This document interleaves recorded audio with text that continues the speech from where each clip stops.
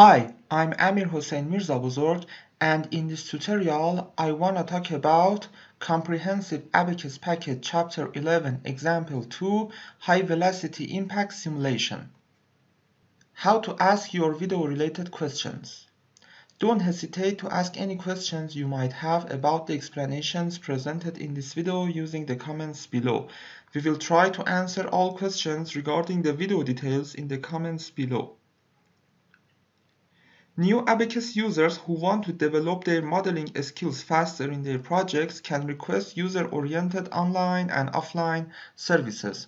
Subsequently, we offer a step-by-step guidance, tutoring, and consultancy regarding their problems. The online service includes online sessions, and the offline service includes creating special tutorials. In addition, a combination of the two can be requested. This is the table of content for example 2 of chapter 11.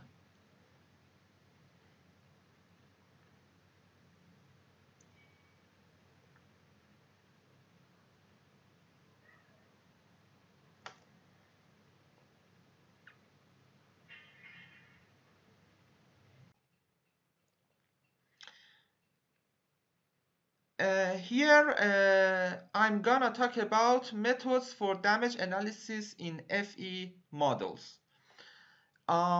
We have two general methods. One based on fracture mechanics and the other one based on continuum damage mechanics. And continuum damage mechanics, its abbreviation is CDM. In the fracture mechanics, we have two kinds of cracks. First, a stationary crack, which means the crack will not propagate during the analysis, and the other one is propagating crack, which means that the crack can propagate during the analysis. And we analyze the stationary crack using the contour integral method and XFEM. Also, we can analyze the propagating crack using XFEM, CZM, and VCCT techniques. CZM is the abbreviation of cohesive zone method or cohesive zone model. XFEM is the abbreviation of extended finite element method, and VCCT is the abbreviation of virtual crack closure technique. This method is older, and also most of the time it is not used in the industrial projects. But these two methods and also this one, they are used in the industrial projects, and in the Abaqus course for industry, which I will give in the future, I will use contour integral method and XFEM to analyze the pressure vessels and to analyze the crack propagation and crack initiation in the pressure vessels. The other approach is based on CDM or continuum damage mechanics. And if I want to give you examples, I can mention Hashing damage for composites, Hashing damage model, or ductile damage model, shear damage model, and Johnson-Cook damage model. In this course, we will use Johnson-Cook damage, and also we will talk about ductile damage. In this course, we don't cover fracture mechanics because it's very complex, and also we don't have enough time to talk about fracture mechanics. In this chapter, we will focus on Johnson-Cook damage, and also I will give you some notes about ductile damage according to a paper. And we have two types of damage propagations. Here, I want to talk about damage initiation strain, or epsilon init. Damage initiation strain or epsilon init is a function of temperature, stress triaxiality, strain rate, and load angle.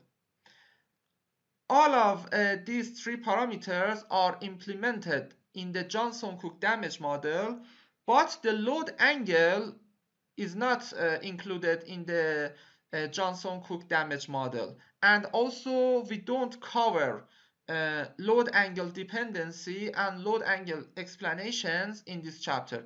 If you want to study it yourself, here I have put a paper, here, load angle effect on root locus. You can study this paper yourself. It is related to the effect of load angle on the damage initiation strain. It's a good paper, but it is complex. It is complex, so I don't mention it in this chapter, but I have put it for your self-study, and if you are interested about studying this effect. I have done this simulation previously, and I have verified this curve. And for one of these specimens, I have forgotten which one I have verified, but I have obtained this curve. It's a good paper, but I told you it's a little complex. Here I'm gonna introduce you a very, very important concept in the damage analysis. It is root locus or root loci. They name it root locus or root loci. And now I'm gonna talk about Johnson-Cook damage model, and here damage initiation strain is a function of temperature and strain rate and stress axiality, as I mentioned before. And as you know, in the mathematical formulation, and means multiplication. So damage initiation strain is a function of stress triaxiality multiplied by a function of strain rate multiplied by a function of temperature, and is transformed to multiplication. Okay? And this is the Johnson-Cook damage model to calculate the fracture strain. This is F1, this is F2, and this is F3. And theta hat has this formulation: transition temperature and melting temperature. Most of the time we set the transition temperature equal to the room temperature. For example, it can be 20 centigrades or 23 or 27. Most of the time we use 20 for the room temperature. And in the next examples, I will use Johnson-Cook damage model to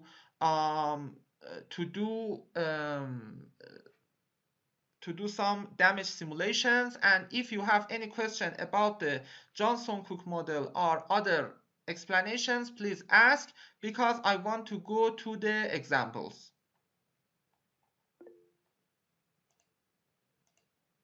Yes, please ask your question. I didn't get what is the temperature transition.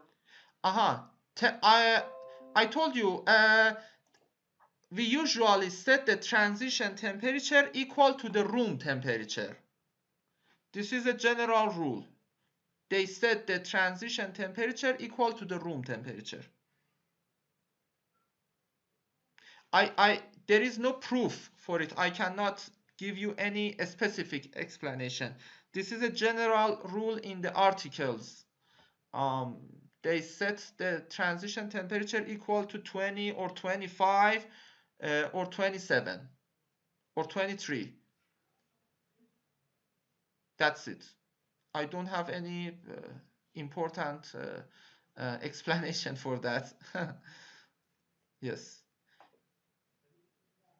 that's it. Nothing else. Is there any other question? So if you don't have any other question, what is the time?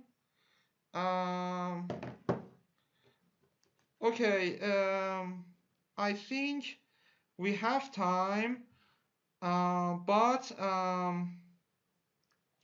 I want to give you the break, and because if I go to the next part, it is solving the example 1. So then if after it I give you, or at the middle of it I give you the break, we will have problem. So at this point I give you the break for 15 minutes, and then please go back for solving the examples. Yes. Please have 20 minutes. 20 minutes. This time 20 minutes instead of 15 minutes. Yes. Thank you so much. Please go back after. Okay, we must create several other models. The first one was this: analyzing the full model with deformable projectile. Using the first procedure, using the second procedure, and we did it. But for the other simulations, we will use the first procedure. Then we must analyze the full model with rigid projectile, and then analyze the 1/4 model with deformable projectile. They are the same, but this one is 1/4 model. We will use symmetry boundary condition. And the other one, analyzing the 1/4 target with full rigid projectile. They are similar, but the target is 1/4. And finally, analyzing the 1/4 model with rigid projectile. In this case, both of them are 1/4, and also projectile is rigid.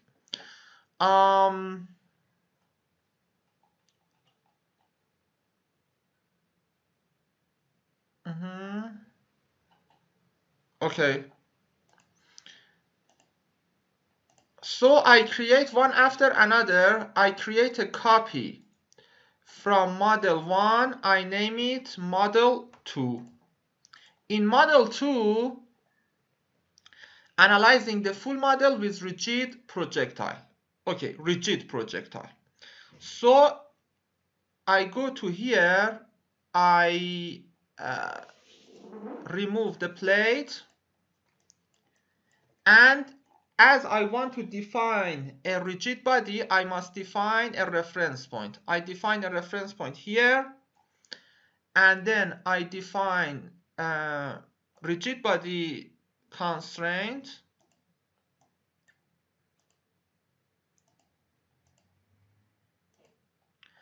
and also I go to the load module and assign the predefined field to the reference point.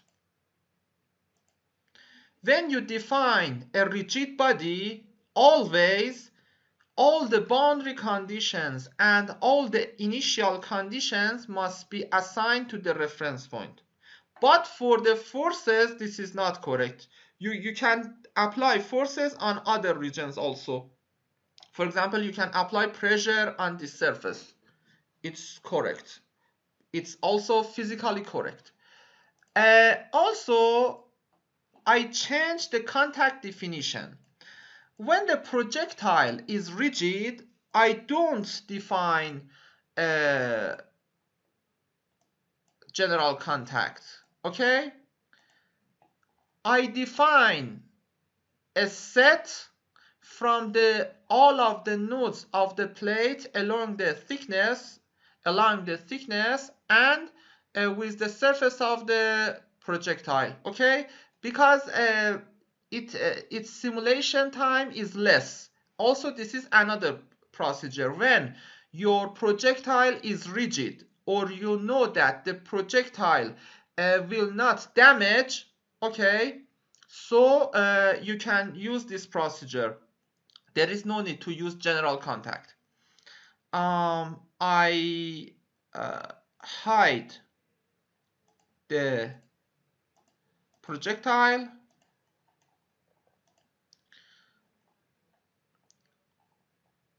and work. It can work, and I name it job 2.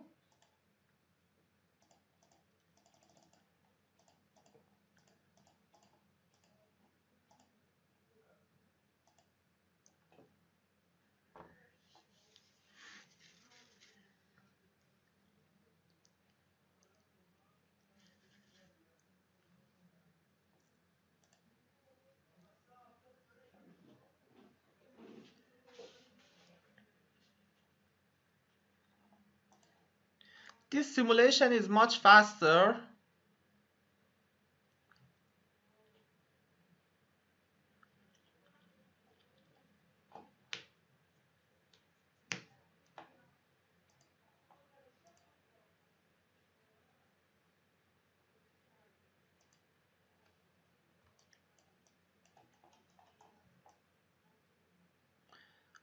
Here you can see that the pattern of the damage is changed. There is no stray element here. There is no separated element here, okay?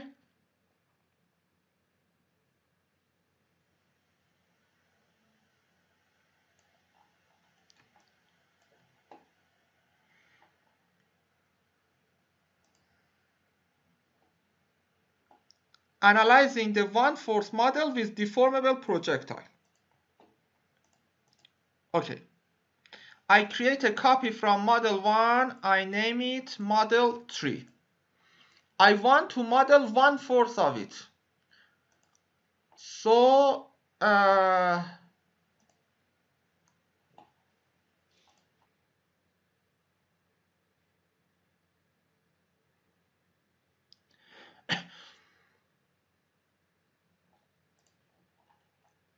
and here you can see the difference between the deformable projectile and rigid projectile. And I think it is very obvious that this one is more accurate and physical, and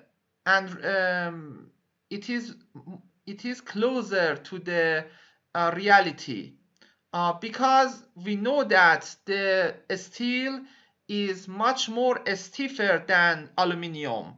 We know that its Young's modulus is 3 times bigger. But as you know, when we define plasticity and damage for this projectile, you can see that even it is damaged. Okay, so here you can see the difference, and this one is more accurate.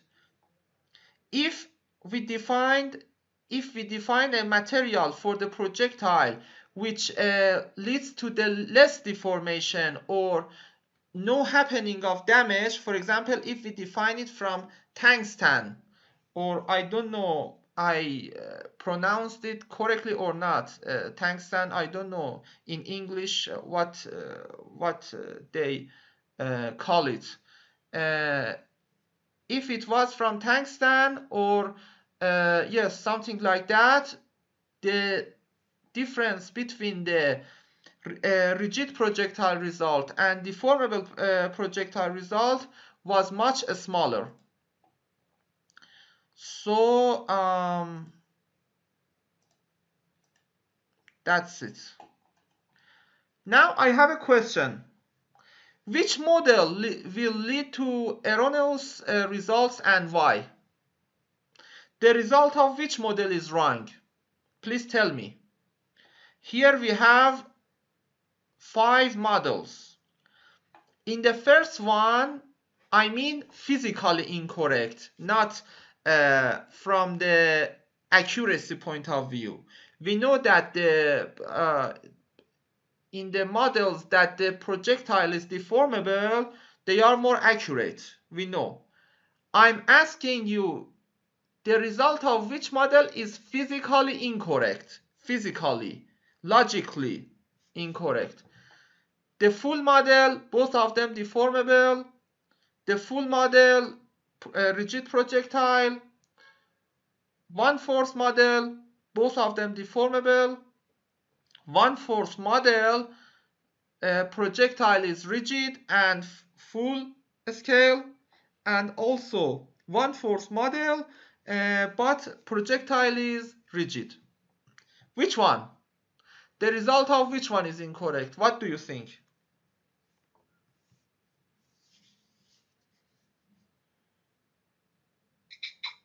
So as you said, the rigid projectile doesn't make sense.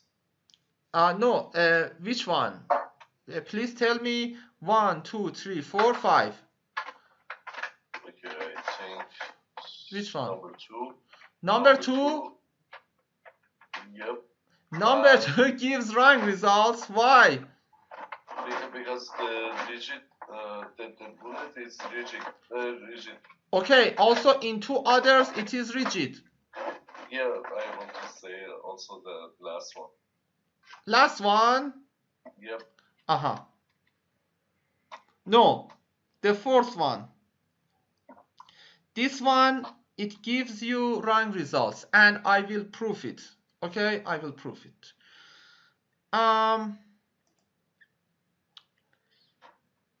What was the difference between the fourth one and the last one?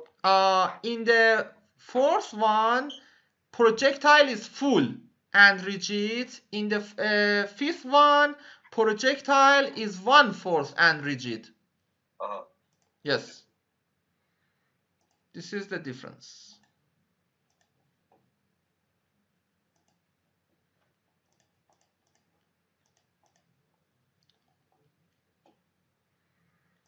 Okay. First, I want to compare.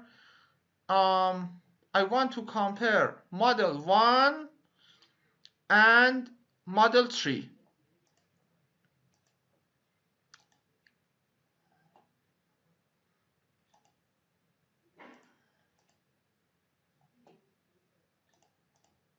Oh, what happened?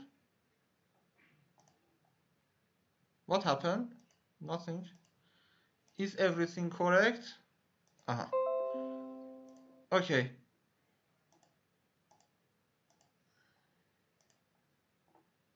This one, Model 1, and this one, Model 3. Okay.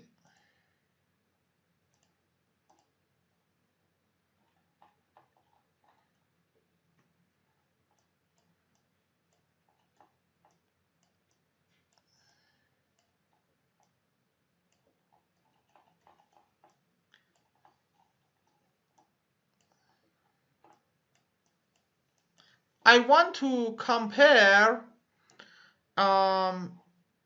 You can see that the general shape is similar, but it's not very exact.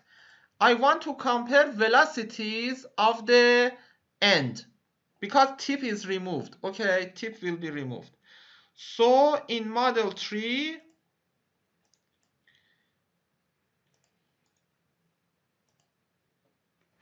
A3 and 3,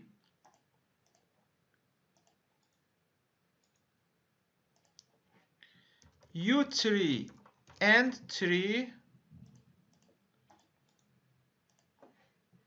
V3 and 3. Okay?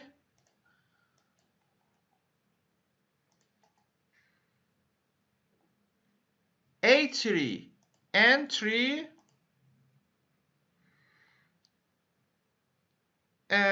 A3 and 1.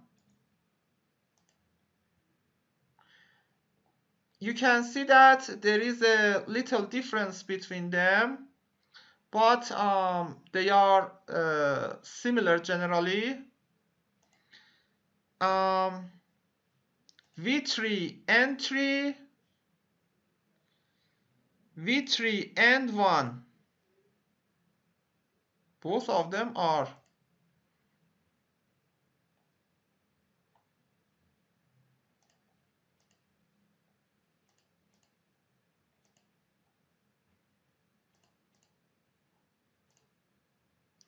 and you can see that they are similar.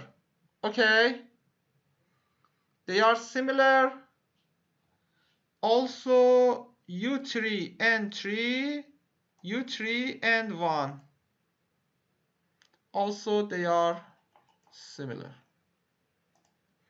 So both of them, the first one is correct, okay? It is obvious. Also the third one is correct because both of them are deformable, and also we have defined symmetry boundary conditions. And now I want to compare 1 and 2. I want to check the difference between rigid and deformable.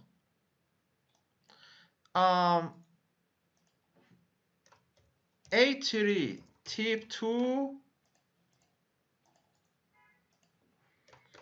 A3 N2, U3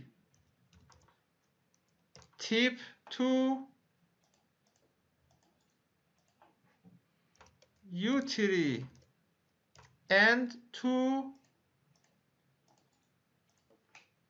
V3 type 2, V3 N2.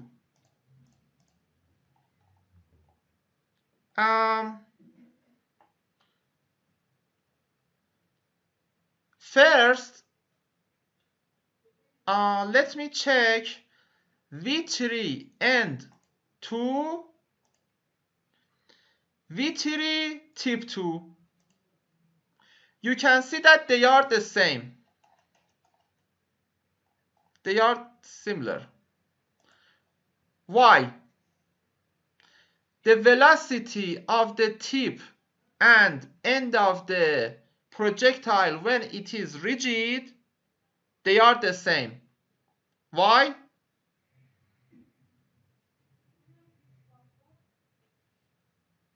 What is your explanation for this? Is it correct or not? How to purchase packages or individual chapters.